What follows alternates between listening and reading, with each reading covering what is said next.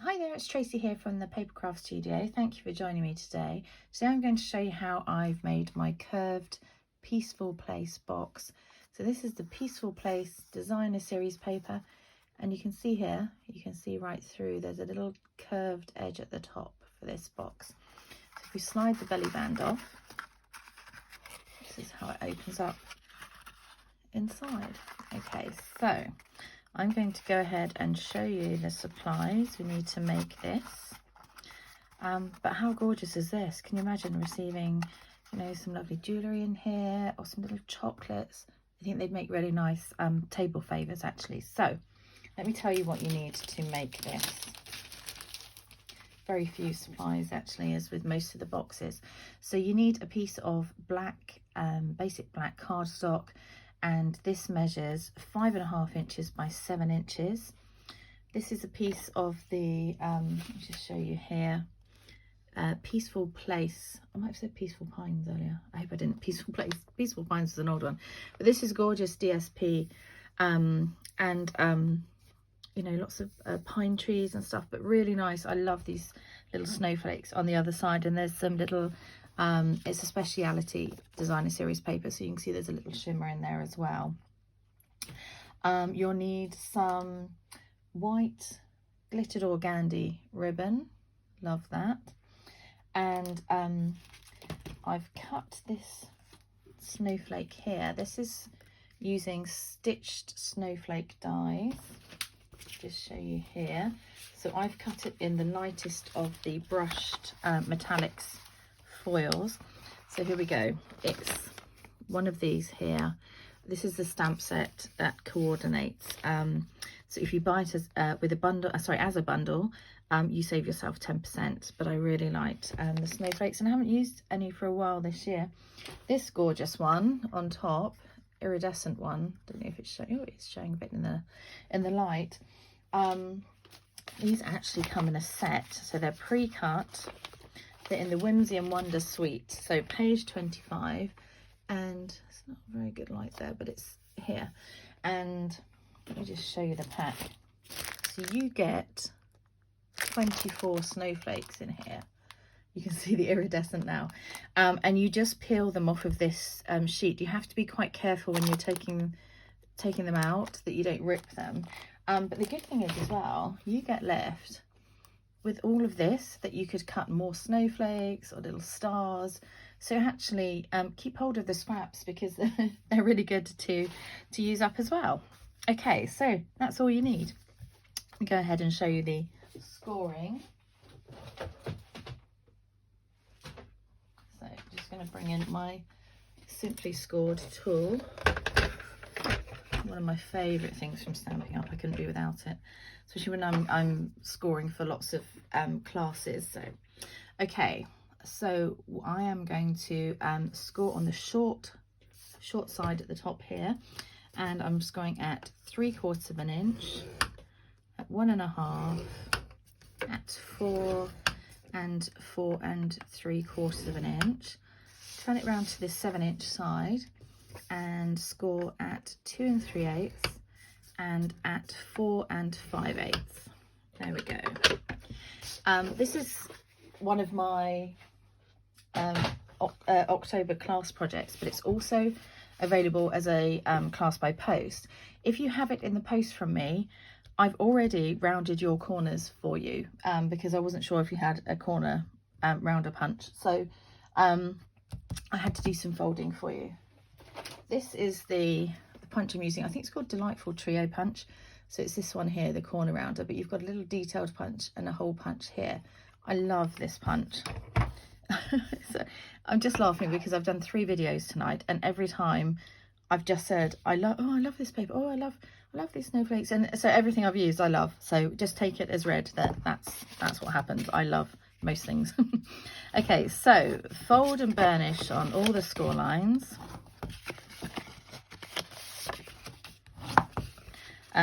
If you do have it in a kit, you might have one more score line along the long side here to fold. I think I left you one to do. There we go. Okay, so fold on all of those. Then we're going to do the cutting. Now, what you want to do is we need to take away all 4 corner rectangles. Okay, so just the outside, not this one here.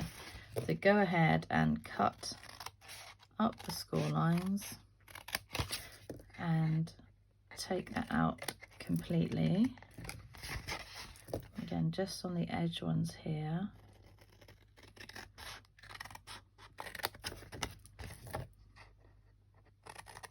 I saw this box design years ago and I have no idea who designed it originally, the actual kind of style of box. So, you know, please shout if it was yours. It was such a long time ago, I really don't know. So I can't claim to have designed it, but I can claim to have decorated it. And I like the decoration. Okay, so all 4 corners off like that. Then you need to cut up this one. We're not going to get rid of this. We're just going to use, leave that as a tab, okay? So on all 4 of these, on the opposites.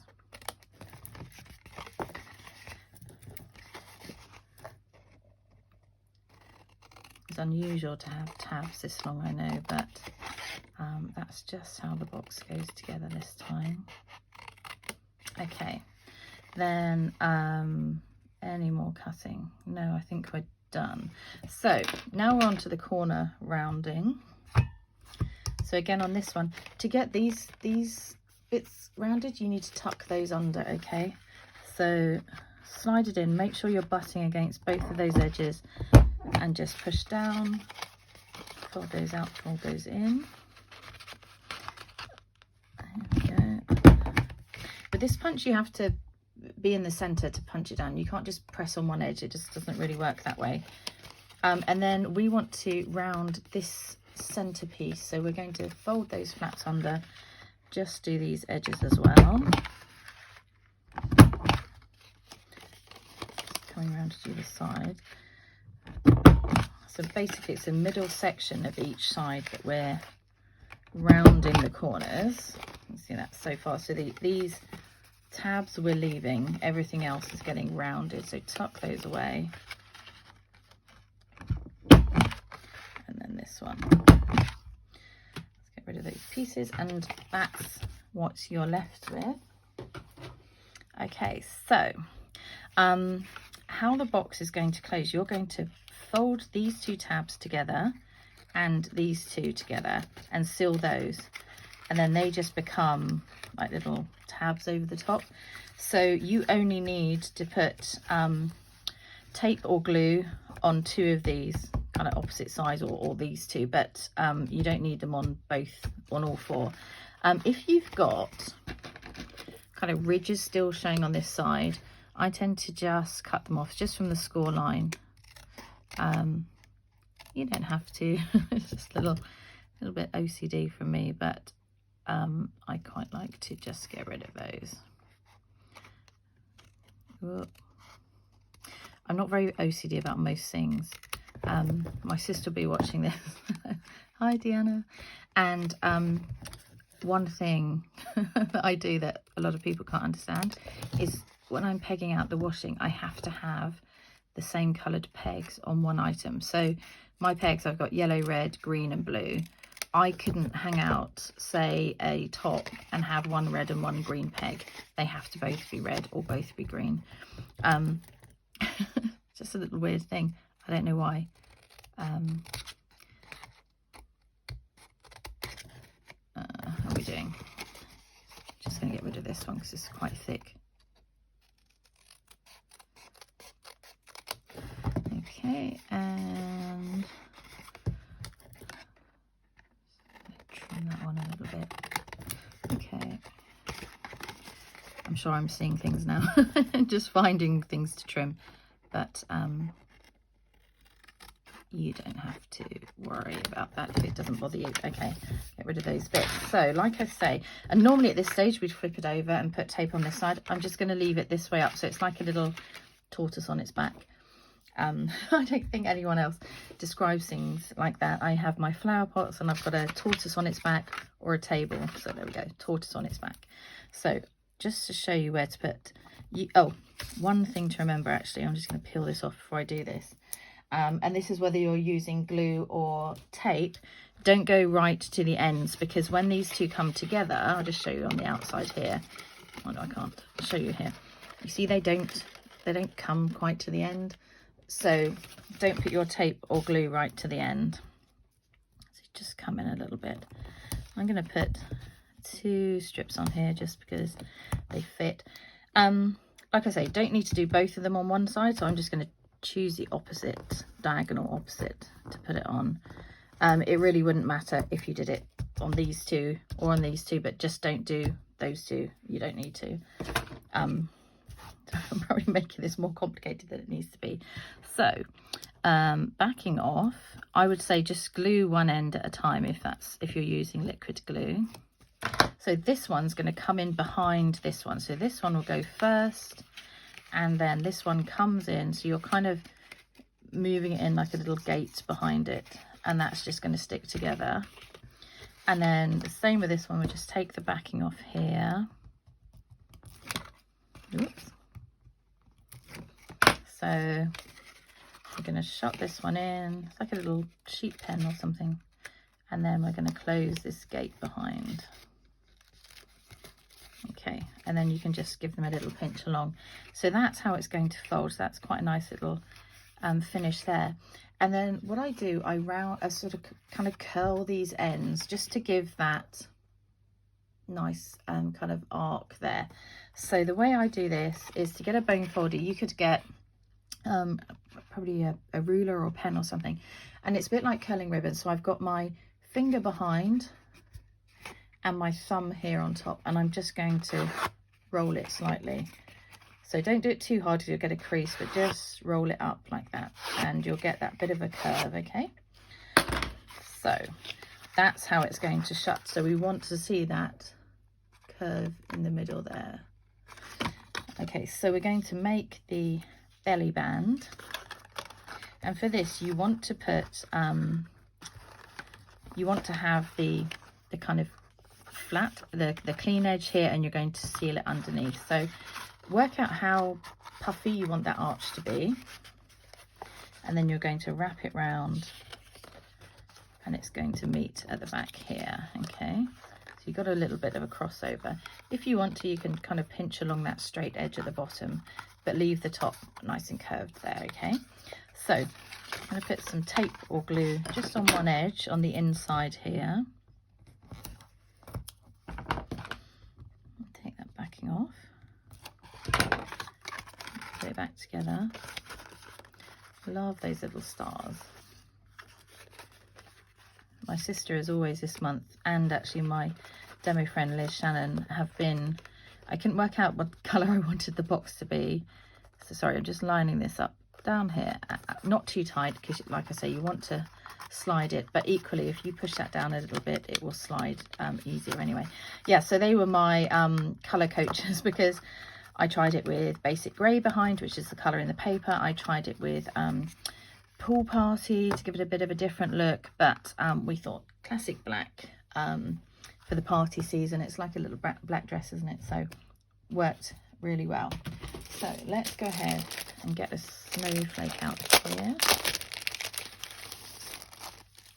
Got a little bit of tissue paper in between just to keep them all from getting tangled up. So like I say, this little kind of bit here will come out really easily. This one, just ease it out because it's attached at that little top piece there, so you don't want to rip your snowflake. So just go around and just kind of pull those bits gently out. I just love these. They're going to be on many of my Christmas cards, Christmas boxes. But I think it's such good value because you get so many in a pack. And yeah, you can have just white as well on that side, but I like the iridescent. So I put the ribbon underneath. All I've done, I've got about 8 inches of this glittered ribbon, and there is one side that's more glittery than the other, so make sure you've got that showing on the kind of top bit.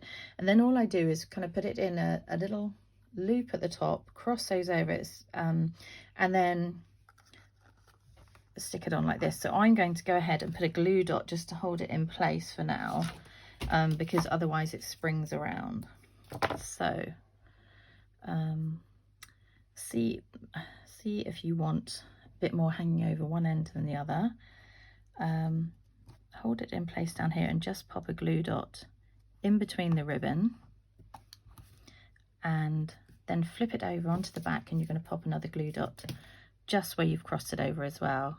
But it's just easier for that to be kept in place while you're trying to put that on. So you could have it, you know, going off at an angle, but I'm just going to have it there, I think. Yeah, well, it's stuck now anyway, so it's decided it's going there. Next down is the gorgeous snowflake here. What are these called actually? They are called Wonderful Snowflakes. Okay, so just checking if I just stuck that down, no dimensional on there. So just with a glue dot again in the middle, and then pop that in place. Oh, it's so pretty already. And then like I said, I used the brushed metallic foil, the lightest gold here, and you might just need to go around to poke out a few of these bits, but these are the stitched snowflakes, so you can see the little stitching detail on there, so pretty. And then you can poke out these little bits as well in the top. Oh, that one's gone. They should be quite easy to come out. So I actually stuck, I think, yeah, a mini dimensional under this one. If you don't have mini dimensionals, just cut a little bit of an edge from the regular dimensionals. Here we go, here's mine. Dimensionals and glue dots always go missing on my desk. Did I cut that down? I might just use half a one actually. I'm not sure if a whole one is too big. So just cut a mini dimensional in half. Ooh, it's all stuck to me now. And then pop that in the middle. Take the backing off. And hey presto. There's my curved peaceful place box, little Christmas box. I hope you enjoy making it, and I hope whoever you give it to enjoys receiving whatever's inside. Take care, see you soon, bye.